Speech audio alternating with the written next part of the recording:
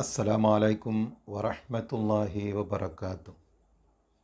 മഹാനായ അബൂ ഹുറൈറ റളിയല്ലാഹു അൻഹുവിനെ തൊട്ട് റിപ്പോർട്ട് ചെയ്ത ഒരു ഹദീസിൽ കാണാം, തിരുനബി സ്വല്ലല്ലാഹു അലൈഹി വസല്ലമ തങ്ങൾ പറഞ്ഞു, ഇന്നൽ മലായിക്കത ലാ തദ്ഖുലു ബൈതൻ ഫീഹി കൽബുൻ വലാ സൂറ. അള്ളാഹുവിൻ്റെ റഹ്മത്തിൻ്റെ മലക്കുകൾ ഒരു വീട്ടിൽ പ്രവേശിക്കുകയില്ല. ആ വീട്ടിൽ നായയുണ്ട്, മറ്റു ജീവനുള്ള രൂപങ്ങളുണ്ട്. അങ്ങനത്തെ വീട്ടിൽ അള്ളാഹുവിൻ്റെ റഹ്മത്തിൻ്റെ മലക്കുകൾ പ്രവേശിക്കുകയില്ലെന്ന് നബി സല്ലല്ലാഹു അലൈഹി വസല്ലമ തങ്ങൾ നമ്മളെ പഠിപ്പിക്കുകയാണ്.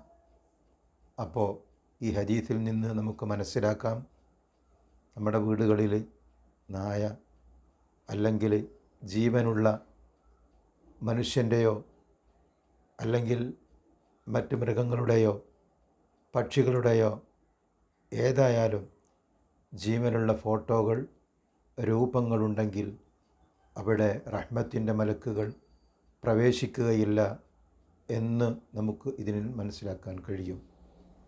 അതുകൊണ്ട് നമ്മുടെ വീട് സന്തോഷത്തിൻ്റെയും ബറക്കത്തിൻ്റെയും ഖൈറിൻ്റെയും ഒക്കെ വീടാകണമെങ്കിൽ അവിടെ നിന്നും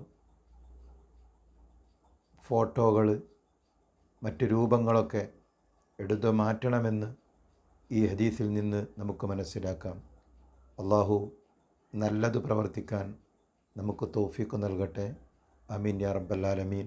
അസ്സലാമു അലൈക്കും വറഹ്മത്തുള്ളാഹി വബറകാതുഹു.